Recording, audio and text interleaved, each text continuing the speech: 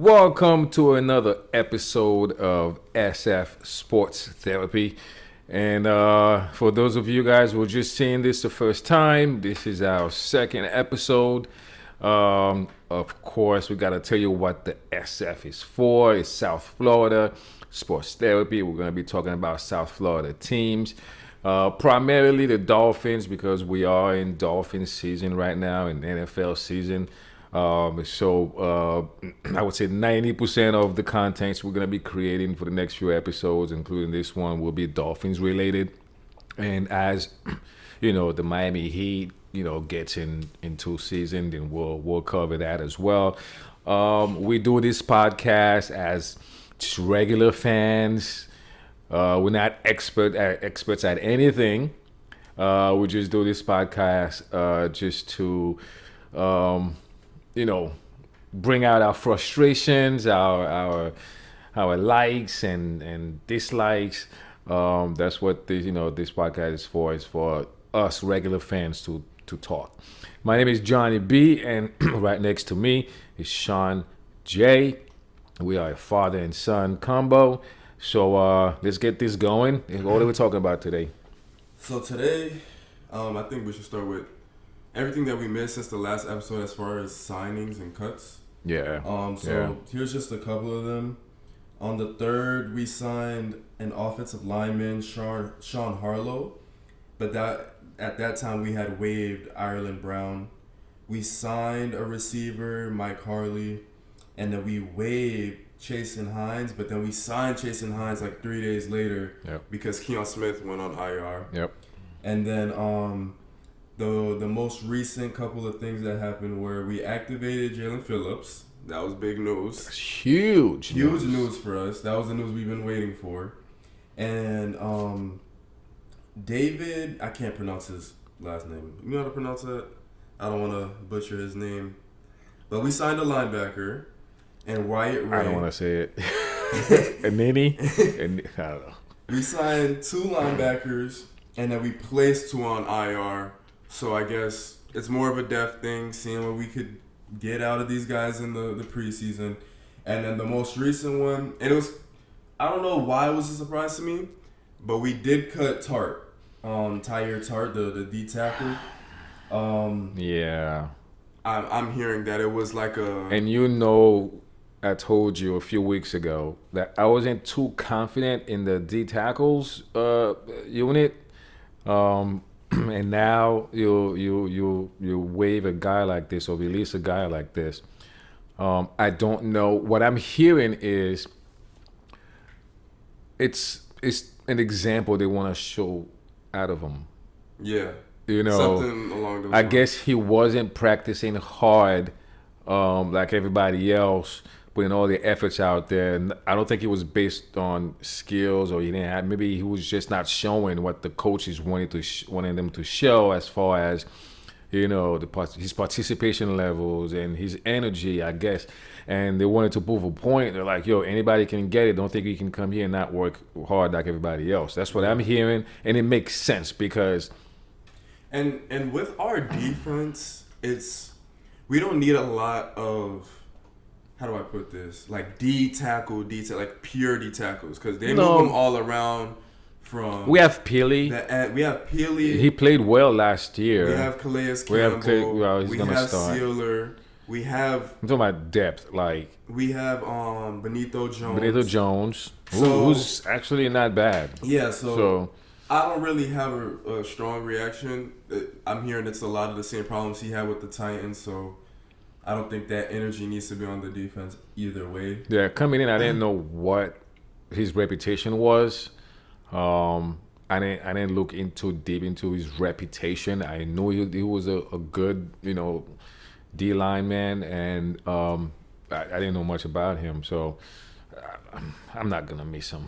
It's not one of those cuts. Yeah, but when it comes to the tackles, we don't really play 3 tackles anyway. Because last year it was mainly Sealer and Wilkins, and you got 2 edge guys, and that was your front 4 basically, and 3 linebackers behind them. So I think we should be okay, but one more, because if you get one injury, Sealer to or Calais, it's then you're scrambling. Yeah. So. Okay. Well, that's that as far as cuts and signings. Let's talk about the preseason game. I want to hear your reaction on the game as a whole. Obviously, we take preseason with a grain of salt. What are the things you like? What are the things you didn't like? And yeah, go ahead. Well, the preseason game was not that memorable to me, to be honest with you. First and foremost, I didn't like neither quarterback like that. I didn't see anything that would make me say, "Oh, we got a clear, a backup, the clear two."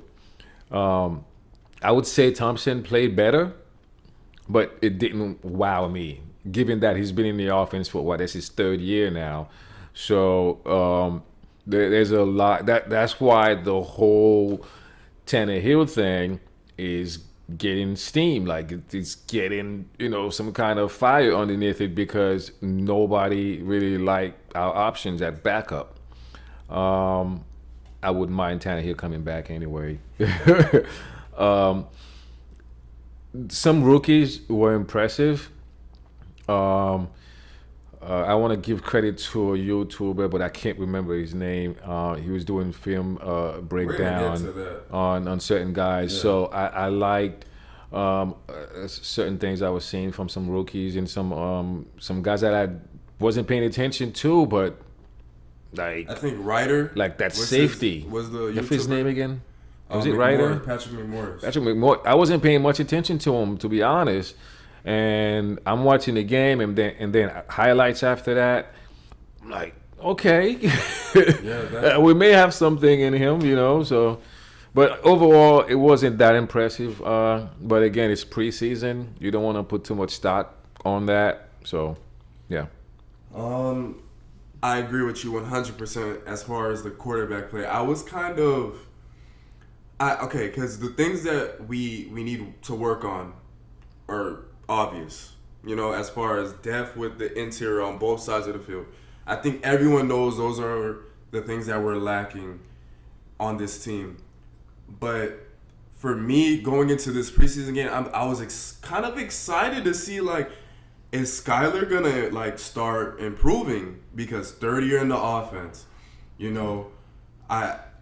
has the mobility to be good. Every time I see him move around the pocket, he has it.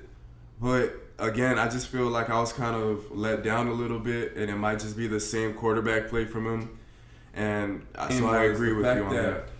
The things I don't know with this offense, I feel like someone made a great point.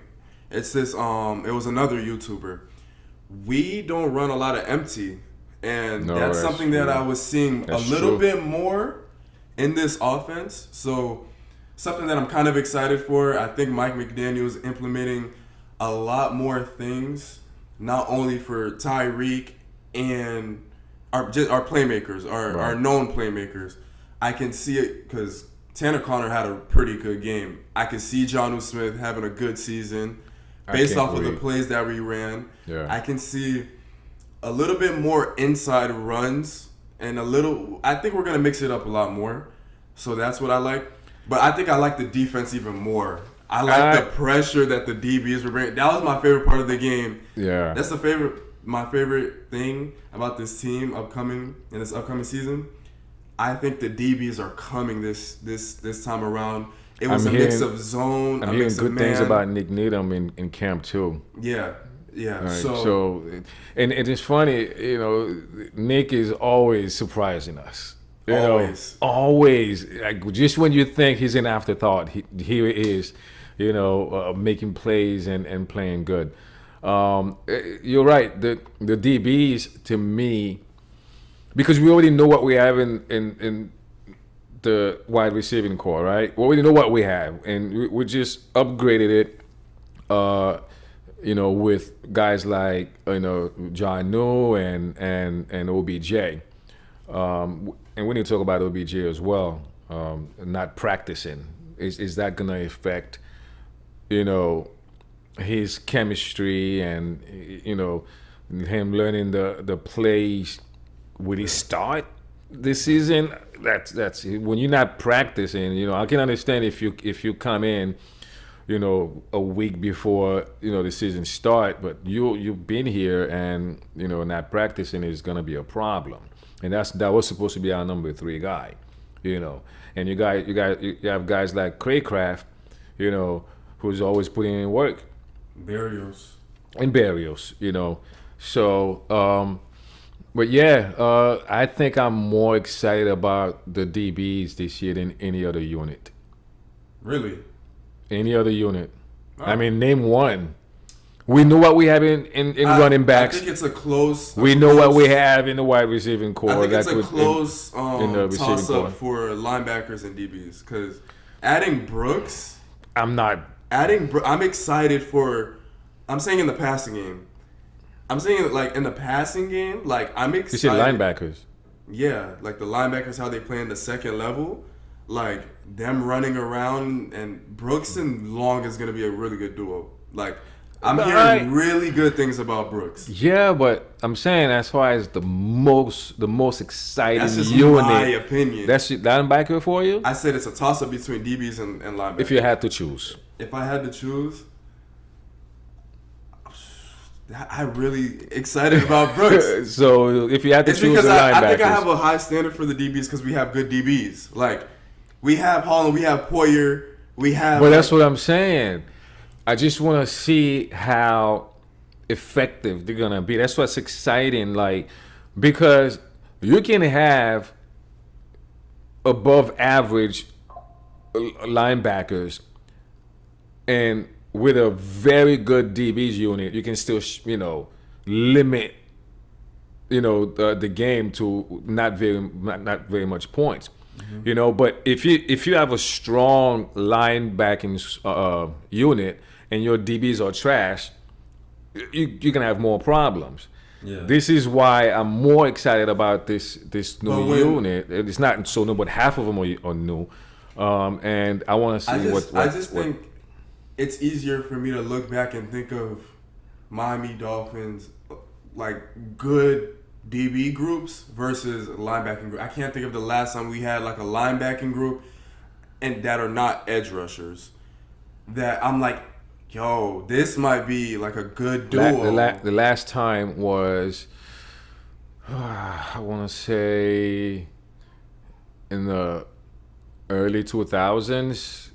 Like mid 2000s, the Pat Surtains, the Madison, and you got JT, who was an edge but really a linebacker, like the new version of linebackers now who are also edge. That was Jason Taylor. He was undersized, lean guy, and Zach Thomas, and that core was awesome, man. You probably don't remember much about that, but that goes to my point, man, though. When you got those two units, and I mean that defense, come on, man, you got Chubb and Phillips, more like he's gonna come back.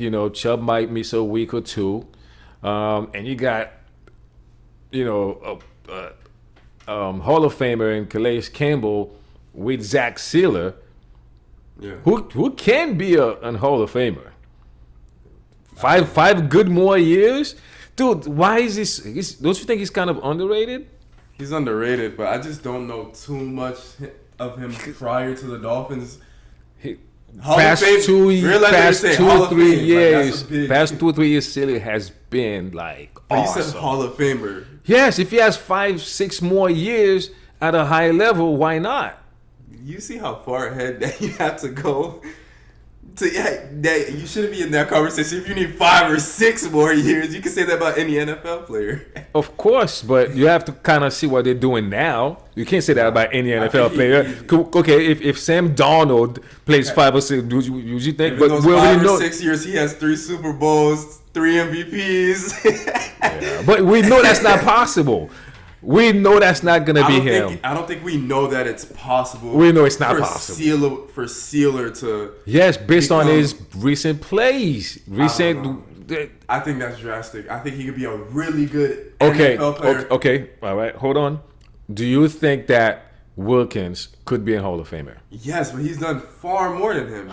No, he has not done Yes, he far has. more than Sealer. No, he Yes, has he not. As a D tackle, he led the league in That- tackles. I didn't say he He's wasn't. He made didn't Pro do Bowls. better. I'm saying you said far more better. That was not the case, man. Well, Steelers played longer too. Sealer. I'm talking about Dolphin stints. Dolphin stints? Yeah, Come on, Wilkins versus Sealer. far more. You think Far you think more. Wilkins is far more better than Wilkins? I think his impact is. Come on, is- guys. If you guys are watching this, I think I need to hear what you guys are saying. his I can't agree impact- with that. His impact on the entire line revolves over Wilkins. No, and Sealer. No, not almost every play out. And then on top of his energy, forget the football stuff. Look, you know how much I love Wilkins. All right? I don't make. think What are you talking about? right now. No, but I just cannot agree. I just cannot Wilkins agree is that a force on that the D line. he's. So is Sealer. but like the Why do you entire think he got? Why do you D-line. think Sealer got paid? He got paid for He a didn't get Wilkins reason. paid. Miami He couldn't did. afford it. Miami didn't give him. Didn't give Exactly, Wilkins we couldn't pay. afford him. You know, That's how good he, dude. Come on. I don't think he's far more. I think He has more. He definitely have more think- upsides I think than Sealer. I think He does have Sealer- more upsides, but I think S- Sealer's very underrated. I think no, he's underrated. I'm not taking that away from you. What I'm saying is, I don't think. I guess we'll see. This is what everyone's talking about. Will Sealer produce how he's been producing, or was he the beneficiary? Was Wilkins the beneficiary? We're gonna see. We're gonna see. That's true. That's true. Because if he produces like last year or a little bit better, and he ends up being in a Pro Bowl, and he makes Pro Bowl 2 or 3, 4 more years, and he's being talked about as top defensive tackles, I don't see a reason why he can't be, based on what he's already done plus what he can add. Is it a stretch? Yes, but I'm saying it's more possible than not, right? That's how I'm looking at it. I don't know. That's what I'm trying to say, because there's a lot of good D tackles in this league. It's hard. I'm just saying it's more possible than not. Like it's less possible that Sam Darnold would be Hall of Famer. Anyways, since we kind of got off topic, let's get back to the preseason. Who was your offensive standout for this preseason game? I think there was only one that stood out to me. McMorris? Offensive. Offensive. Sorry. Man, I can't. That game is so not memorable, man. I guess because I was busy and I was on and off watching. Because if you ask me, I can't think of anybody. Because obviously Craycraft? I don't know if Craycraft played. He did play. He played a couple of seasons. I think I have two. Tanner Connor was catching some good balls. Like, he made me feel more confident on big body receivers in the middle of the field, corner routes, in the red zone. Who can we throw it up to if we need it? He made me feel like if Jonnu goes down, but he's not that tall. Tanner Connor's not that tall. He's a tight end. He's a big body receiver. He doesn't need to be that tall. I'm just saying. Okay. Who can go up and get it? Because he made some tough catches. He looks fast, and for a tight end that big, so I think that was one of mine. And then tight end / fullback. That's more Jonnu. I'm hearing Jonnu's getting carries in training camp. Yeah, I hear that too. But the next one I'll say is Patrick Paul. That video you sent me kind of convinced me. That writer, I forget his last name, but the YouTuber did a good breakdown on how Patrick Paul was blocking during that game, and honestly, he kind of went past my expectations, because when I saw his college highlights, I seen the flaws. he's young. Yeah. The flaws that you have usually as a rookie, I'm kind of excited to see how I think he handled himself well. Yeah, I think he handles himself well, and whenever he does mess up, next rep, it's like he makes up for it. Yeah. I would, if I were to pick, I would pick him. Yeah, and I think Ryder, the guy who broke it down, he made a great point. There's like a couple of B words as a lineman that you should have: a good base, a good bend. Those B words. He said a couple of more. I can't remember them all, but he was showing good base, showing good bend when he needed to. Not blocking way too high, not blocking way too wide. Yeah. The fundamentals. And he did really good. I know I mentioned this to you before. He did really good during the run game, which is going to be huge for us because you need an athletic guy who could move around with our type of scheme. Yes, and absolutely. And in the zone. And I don't know. Maybe I was just talking out of my mind, but I mentioned to you, I feel like he could play guard.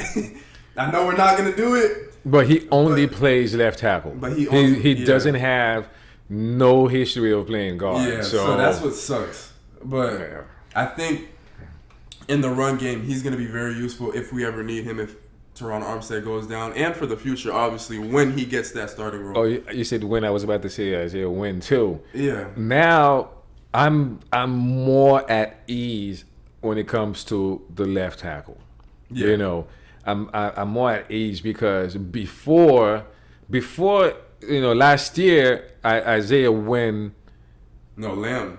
Kendall Lamb. I mean, why I keep saying Isaiah Wynn? I mix him up all the time. Yeah. When he came in for Armstead, he didn't do bad. I'm like, okay, that's. I don't want to even use the word service because I think he did better than that. I think he really held his own. And now we still have him, and you guys. I mean,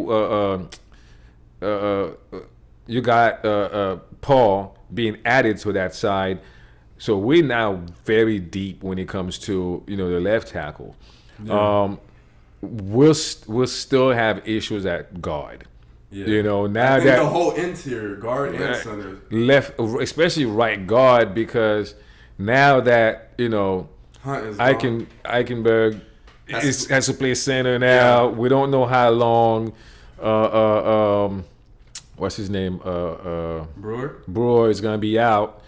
Now taken away from Eichenberg's rep at right guard. Now he has to play center. We got problems again. Yep. So, and this is why we should have signed. Who? the center we released last year. We let go last year. Connor Williams. Williams should have given him that little money, man. Yeah. We could afford it. we should have brought him back. Should have. And I think he would have came back. I think no. We could have afforded. We had the money for it. That's what I'm saying. I think it was more like we were worried about him getting injured, which I still don't understand why, because you're just adding him to the roster for what, $3 million he signed. Yeah. And maybe because of the snap issues. But he could have played his original position at guard. That's true, because he's just swing just like Eichenberg. Yeah. So, like we said, our offensive standouts, Patrick Paul, for me was Tanner Connor was a honorable mention, if you will. No, he did some great things. Preseason standout on the defensive side. What do you have? Yeah, that's McMorris. McMorris, you were saying he kind of gave that Rashad Jones feeling, and I felt the same way. Like, he plays hard. Like, he plays like he wants to go wherever the ball is at. I need to be there. Yeah, great tackler. Whether that's behind the great anticipation. Yeah, great whether that's vision. in the backfield, whether that's whatever's in front of him in the second level, whether that's back. back there where he's at, he's all over the place. And he looks like he has a very quick first step. Like he can close gaps fast. I don't know, like if he has to go from one side of the field to another, like as length, goes wider. Does he get slow? I don't know yet, but he looks like he can close gaps quick. Yep. And which is something that you need. And another thing too, he makes me feel good if Holland or Poyer goes out. I think our run defense started to get a little shaky towards the end. Last season, I feel like it was because we lost our safeties at some point, which they were doing pretty good during the run. Yeah. He's gonna be that guy that could come up there with the big boys, make the big tackles. Can he play nickel? And I don't know. That's too much. I think covering for him. That's I think he's a solid cover against tight ends, but going against receivers is a different story. I like our nickel options. We still have Needham, Kader Kohu. Yeah. Cam Smith might get reps at. Can we talk about Cam Smith a little bit? He's been hurt. He just came back. He's like, so we just gotta see what happens. Is he gonna be the Izukama of the defense? Like a rookie that you really excited for, who has the physical attributes. They're both back now. Right, but I'm saying, is he gonna, because this is Izukama's fourth year? No, third year. Third? It might be no. It can't be second. Third or fourth year? No, third. It's third. And he's still not on the field, and we need a guy with his body type. And as far as we know, we always hear good things about him in preseason. I have to cut you off. If he plays, he plays. I'm going to be all in for it to watch him play. But having Jonnu Smith makes me feel a whole lot better about having a big receiver. Like, I'm not worried about that anymore. But he's faster than Jonnu. Jonnu's fast. No, I'm not saying he's I don't know faster. If he's faster. I didn't say yeah. No, Jonnu's that fast though. Yes, I think Easy is faster. I've seen him both play. Easy, but Jonnu's pretty fast. You just can't remember because it's not memorable, but you have. And that's it. Most Dolphins fans cannot think of. Are we worried about speed? Like, we're not really worried about speed as far as that. Not really. So, but I was just adding that on there. I just feel like Jonnu Smith. So what you're saying? Hold on. What you're saying is, he is I would say, the product of we're always deep at at his position. What do you mean? Oh, wide receiver. Yeah. Is that why? That's what it is now. That's what it is today. It wasn't like that last season. Last season, he could have had an opportunity to show out. We did bring in Barrios, and I always thought he was going to be the third, the WR3, but he had a chance last year to fight for the fourth spot with Craycraft and. Who else did we have? He didn't even have the sixth spot because we had Chosen play way more than him. No, but he did get hurt. I'm saying he had an opportunity to show that he could play because we had a lot of receivers. We had Chosen. We had what's the guy? Which was very disappointing. Who's the guy that left? That was on the Cowboys. Wilson. We had Cedric Wilson. Yeah. There was a lot of guys, so he had to fight for that spot, and I just think that. He never had the opportunity, especially after getting hurt. I don't think he was given the opportunity. He doesn't. He needs to earn his opportunity. You're not giving nothing. No, not. Okay, because we're gonna get up this topic soon. But we keep hearing how good because we don't see all training camp footages, right? Videos, and we don't see it. We see snippets of it like here and there, but you always hear he's doing very good in training camp. Very good. He's doing decent. Good. You don't hear him doing better than Barrios, Craycraft, last year Cedric Wilson. I don't know. I just don't understand it. Maybe that's why I'm searching for answers. If you guys are watching this and want to have your input on this. Why we haven't seen much of Izukama? Let us know. I can't figure it out. I think I know why. I want to see him. It, one, and two, he hasn't. He's not outperforming anyone. He can perform but good, can but he play? Can he get 10 plays, 15 plays, and see what? Yeah, and see what that translates. I remember the first game. Then he had like an end around or something, and then he played like 1 or 2 games and then got hurt. And they've been saying for the past 2 years that we're gonna use him as like a Debo Samuel, type. I haven't seen that as well, so I don't know. I want to see Easy. That's what I'm saying. To get back on preseason. I think it's Patrick McMorris, but I was also very impressed with Gallimore on the D line. He was a guy on the D line. He was getting close to the quarterback quite a few times. I think that he was Ogbying. Yeah, that's a thing. We're gonna make this a thing. I think he out of every player that played, I think he got to the quarterback a lot of pressure. The most, yeah. Like he gave the most pressure. I didn't know this. I like his technique. I like how big he is, but how mobile he is as well. You can put him at the edge. You can put him inside. So I think that's just another depth piece. But Patrick McMorris was definitely my standout. Oh, and I want to shout out Ethan Bonner. Ethan Bonner, yeah. I like Ethan Bonner a lot. I want him to make the roster. Yes. He's definitely gonna make the roster. The preseason game was pretty good. I like what I'm seeing. I think he could play man to man, no problem. Well, he's gonna have to grow in some areas, but I like what I've been hearing and seeing from Ethan Bonner. Before you continue to the other topics, do you think we're gonna see Tua the second game this week? Because he said he wants to.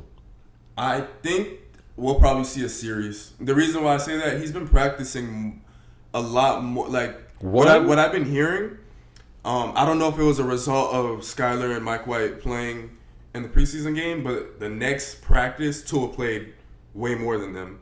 And then I don't know if it's because he's going to play a little bit, get into the field, or it's because they just played a preseason game and, Tua needs to get his reps in. He has to, because I don't know if he has to. Don't forget, we don't have 4 preseason games anymore.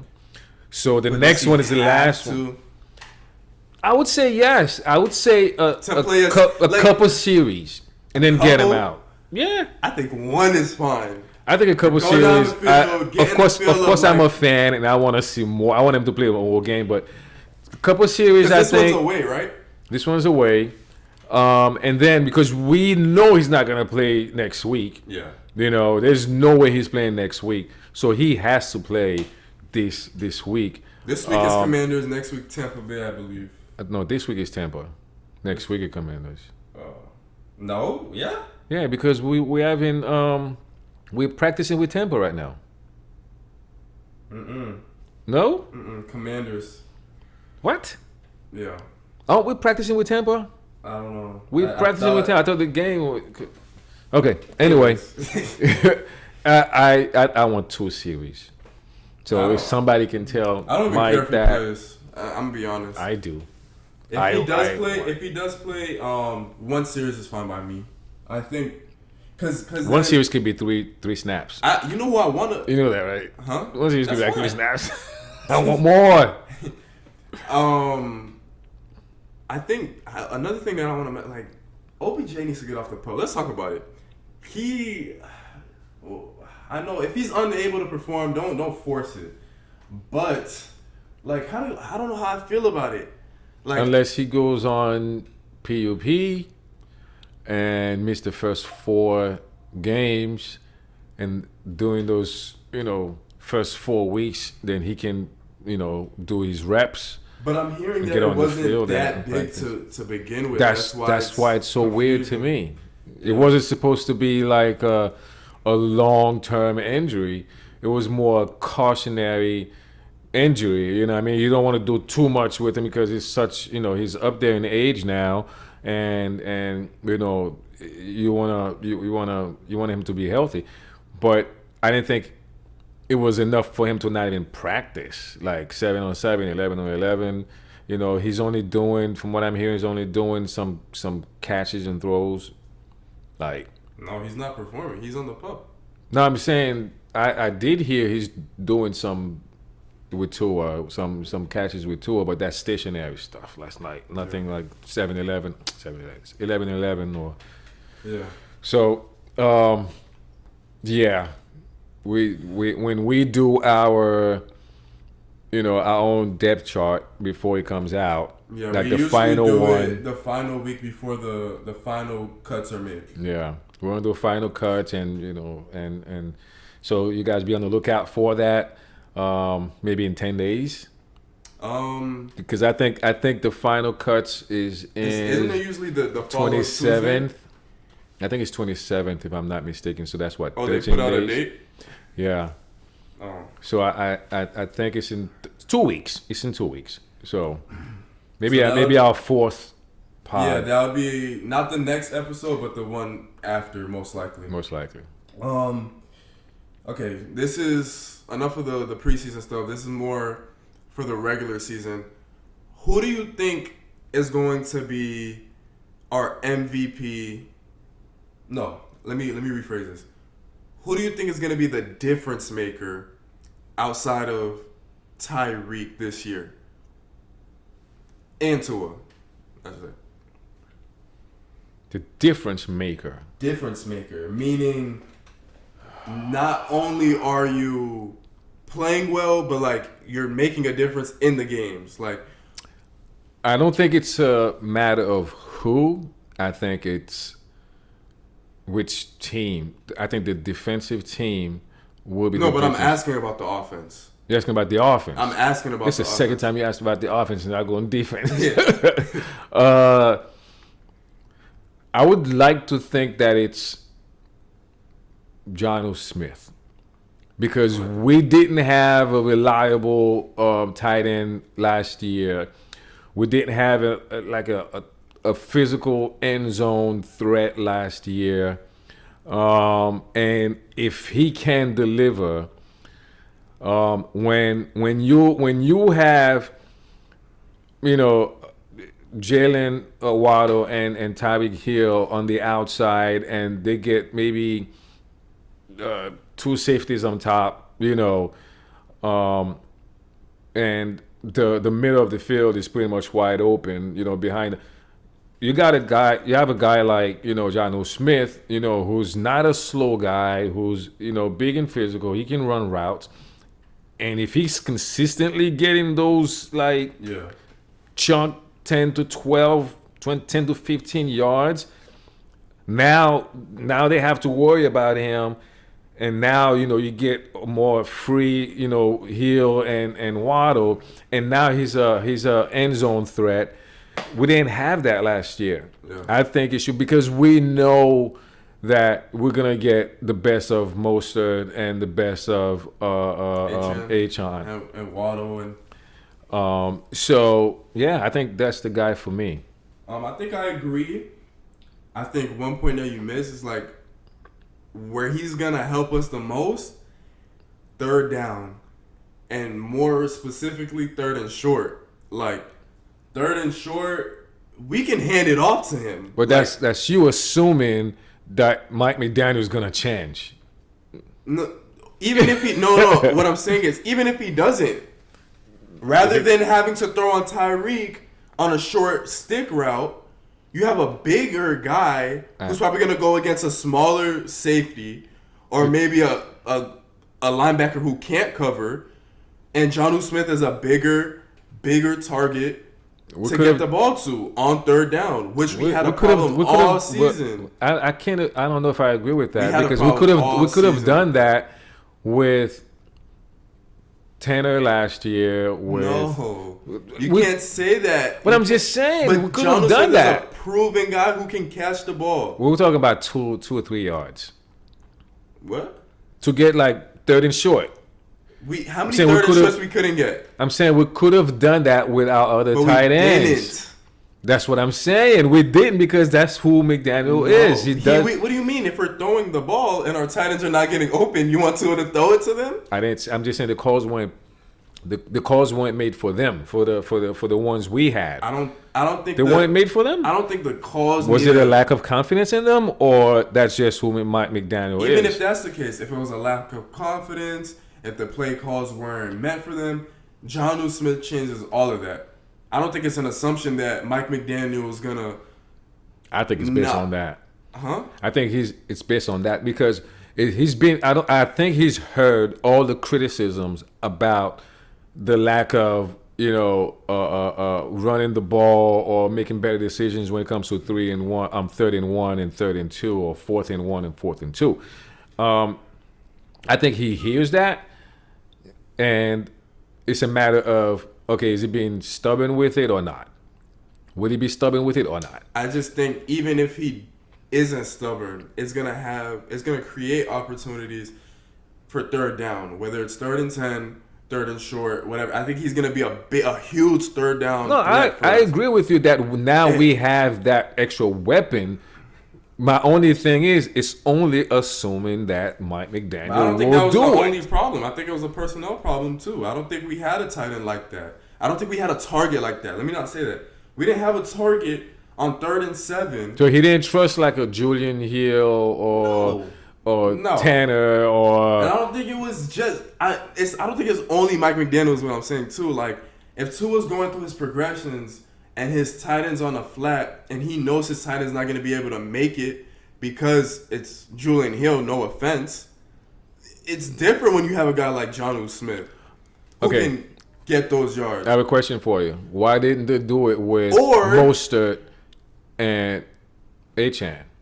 We tried. We used to do those trash screens or those trash flat routes, and we never got anything. Because it's not only about that. Because on 3rd and long, in the middle of the field, you where do the we're same best thing with at. John. That's what I'm saying. If you repeat the same thing, you do the same thing with John. No, it's still gonna result in the same thing. No. But what I'm saying is, personnel-wise, Julian Hill is not running a 10 to 15 yard inside route. I'm saying you're not hearing me. I'm hearing you. I just don't see it. No. What do you mean? Julian Hill or Durham Smythe is not running a 10-yard. I almost forgot about Durham Smythe. They're not running a 10-yard, 15-yard inside route. They're not doing that. Those are regular plays. Don't forget we're talking about 3rd. No, we're talking about 3rd and short. I'm talking about 3rd and long right now. No, we're talking about. I'm talking about 3rd and long. So you mean to tell me this whole time? No, I'm you're talking. Not listening. I guess because I guess this whole time we're talking about like our issues with the short plays at 3rd. So now you're talking about 3rd and long. Now I'm talking about. See how he switches things on me? I can't even keep up. 3rd and long. 3rd and long. We didn't have a big body target. But that wasn't the argument. I'm not gonna go back and forth with you on that because I agree. Okay, so say you agree. No, I've always agreed because I'm saying we weren't talking about 3rd and long. I'm talking that about issue. 3rd. Okay, let me break it down for you. What I was saying. Okay. 3rd down in general, we have a problem. 3rd down, we have a problem on 3rd down. But more so 3rd and short. Both. I gotta look at that. Everyone gets so caught up with all those big 3rd down plays, like those touchdowns to Tyreek, those deep plays. When it came down to the end of the season and it's 3rd down, and we're playing teams like Baltimore, who's gonna take away the deep route. We're playing the teams like the Chiefs in the playoffs. They're gonna take away the deep. You can't throw it 20 yards every 3rd and 10, every 3rd and 7.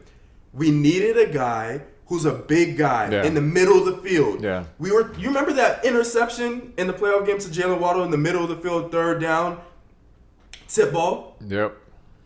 If it was Jonnu Smith, it probably would have been a different story. Probably. But if my memory serves me right, I think that was on Tua. No. Tua, it was, but it wasn't. Meaning, and that's not even the point whether it was an interception or not. The point I get it. It was Jalen Waddle that was in that position. Right. Lacking that size in the middle of the field. No, I definitely agree. Yeah. I think that you have a great point when it comes to that. And I think the same thing. What I'm saying is No. I'm not done though. Third and short. The third and short, he is gonna be a factor too. Because think about this: on third and short, like what I said before, what I'm hearing is he's taking carries. You know, we didn't have that big back, so now the fact that he might be able to take a carry. I mean, yeah, I agree. Can we get a couple carries out of him? You know, third and short, absolutely. Even if Mike McDaniel, And we could have done the same thing with Mostert. I'm gonna keep saying that. Yep. That's what I'm gonna keep saying. I don't think it's based on the availability of a guy like Jonnu Smith who can do all that. What I'm saying is, will Mike McDaniel do these things that are necessary to get the short yardage? This is the point that I have too, is even if Mike McDaniel doesn't change his ways, we're throwing on third and short. Jonnu Smith running a flat route is way faster than Durham Smythe running a flat route. Facts. Jonnu Smith running an inside or a small curl or stick route is way faster, and he's more of a better route runner than these guys that we have. And at that point, it's going to be find the open man, you know? Yeah. So I'm just saying, I think that his impact on the offense is going to be far, I don't want to say far more better than the tight ends that we have before, because, you know, Durham Smythe blocking is tremendous for us. But I think that he's going to have a huge impact, and he's going to be our impact player other than Tyreek and Tua. All right. Well, that's what we're talking about next. I think this is definitely not Miami Dolphins football, but it's NFL talk.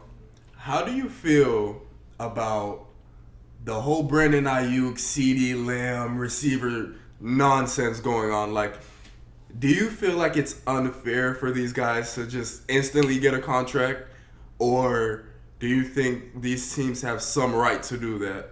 And after you answer that, do you think Brandon Aiyuk is getting traded? I think, oh my gosh, I think that Aiyuk is asking for elite wide receiver money when I don't think anybody thinks he's elite. A lot of people think he's elite. I don't know who these people are, but Brandon Aiyuk is not elite to me. He's a very good wide receiver, but he can't. I don't think he should get elite money. Is Jalen Waddle elite? Jalen Waddle. There's very few elite. Well, not very few. There's a lot, quite a few. Because receivers are not like quarterbacks. Yeah. There's a lot of elite receivers. There's a lot of. That's what I caught myself. Jalen Waddle. Can he be wide out one in 3/4 of the NFL? Yeah. So I would call that elite. Can Brandon Aiyuk be? Brandon Aiyuk most definitely can be. Who's better in your opinion? Don't be a fan. Waddle and him? Yeah. Oof.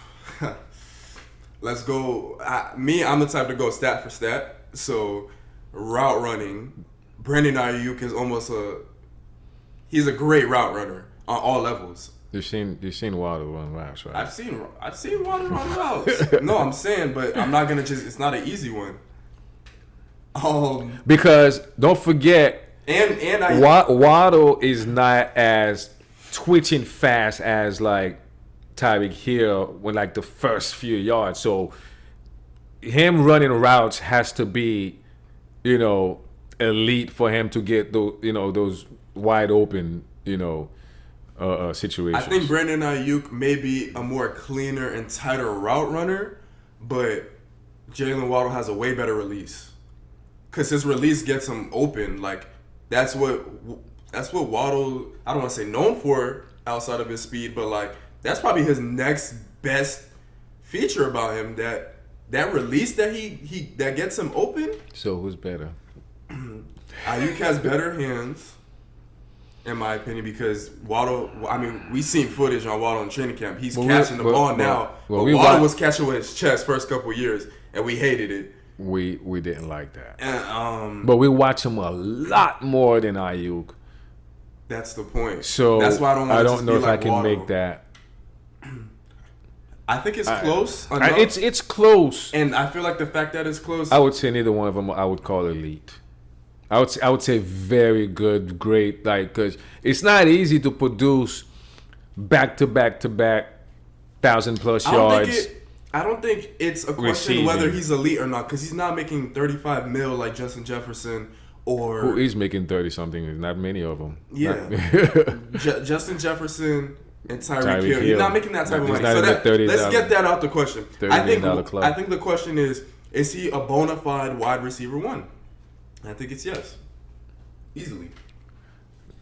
Can he be in half of? Can he be wide out one in half of the teams in the NFL?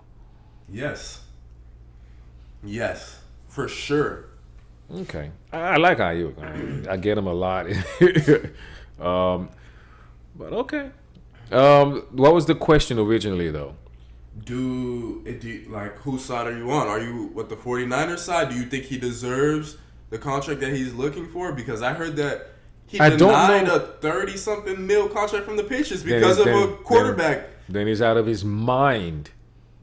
He denied. Because I didn't hear about that. He declined a $30. That's the talks. $1 million a year plus. It was around that range. So he's trying to make top the. No. Listen to what I said. Okay. I said he declined it because the quarterback situation with that money.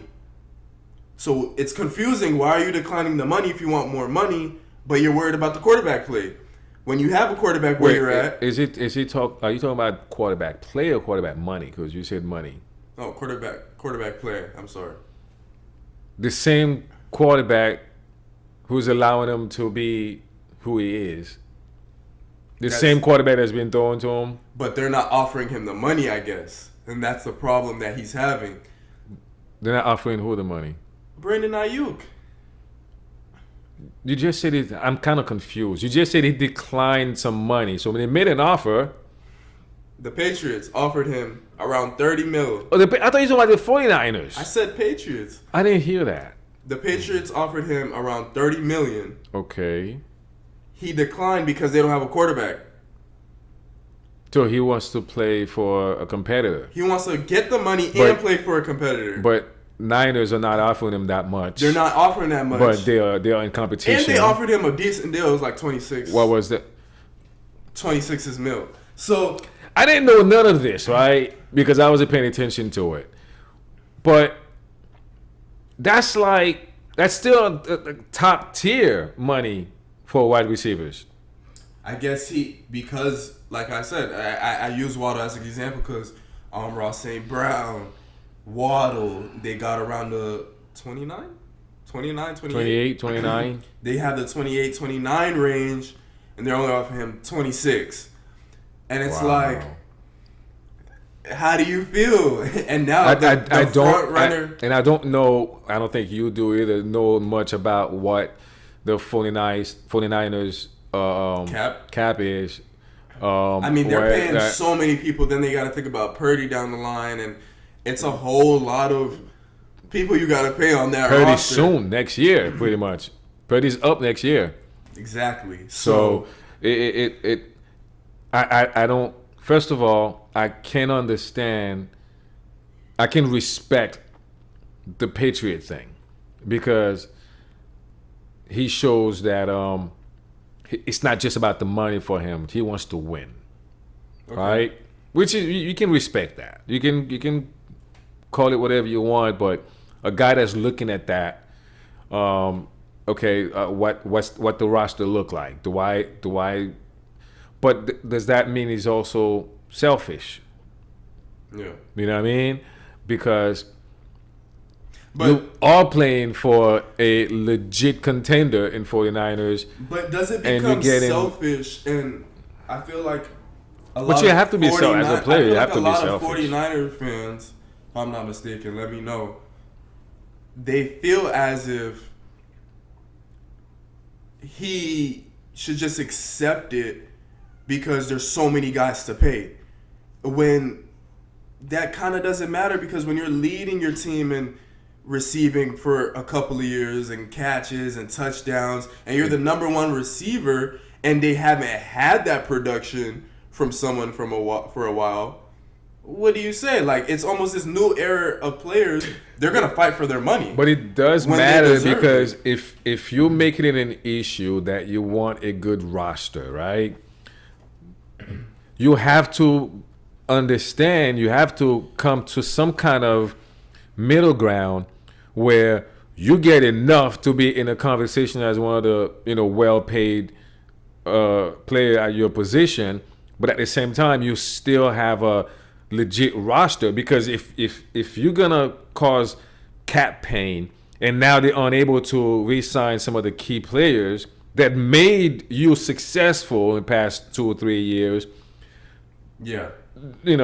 so but another thing too, what I feel like as NFL fans, and this means like everyone, that we need to realize is that these owners and whatnot, they know what they're doing.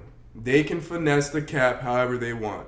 We see it time and time. If they want to pay somebody, they're going to pay somebody. The Dolphins has been doing it forever. The Dolphins been doing it for the past 3 seasons. Forever. We were able to pay Chubb. We're able to pay Tyreek. We're able to pay Waddle, Tua.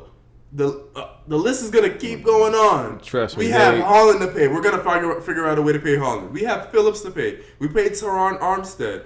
We restructured his contract at first because it was too much in the first end of it. We needed more in the back end. Yeah. There's ways to manipulate it, and that's why for me, it's hard. Like I'm in the middle. Like I understand you want your money, but don't be too selfish to where you're playing for one of the best teams in football. Yeah, and you don't. That's why I said you gotta find a happy medium. But also don't let a team walk all on you. No, and you have to be a little selfish as a player in this league, because the owners, most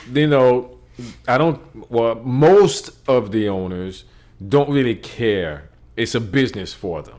Yeah. You know what I mean? You'll have guys like Jerry Jones, Ross, guys like Kraft. They care about the game. You can feel that they care about the game. You can feel that they care about the players that they really like. But most of the, I don't think the Jaguar owners, really cares about football. Just an example. You know what I mean? So, you as a player, you gotta go get your bag. You gotta be a little stubborn. You gotta be a little selfish. But you gotta be like a Tua. I can understand certain things. I can understand we need this. You got Lamar Jackson. Lamar Jackson. You gotta understand. Hey, if I want the best roster, if I want the key pieces around me, I can't ask for an astronomical amount of money and be like, oh well, I got my bag. I don't care who you got after that. So you gotta balance the both. It's a little bit of being humble too. Realize that there's a Tyreek Hill, a Justin Jefferson, a CeeDee Lamb. There's a Amon-Ra St. Brown, a Devontae Adams. We have a list of receivers that we could probably put in front of him. Probably. Well, we can definitely put in front of him. And it's almost like still understand that I'm making top dollar, but right.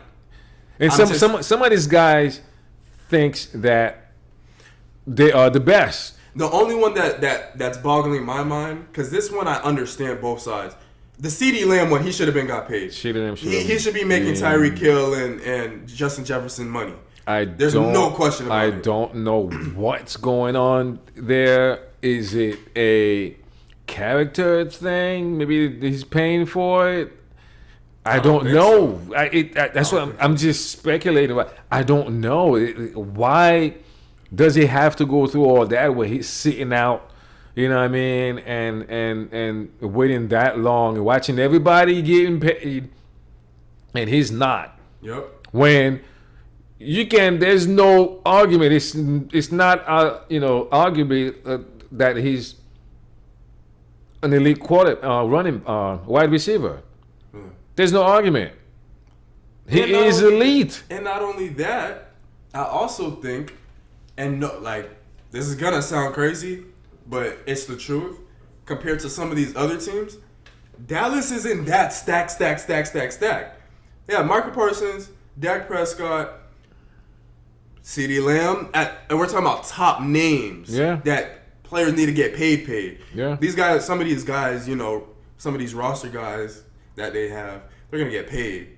Like their lineman, Teron Smith, I forgot his name, Smith, and stuff like that. Yeah. They're gonna get their money, but we're talking about paid.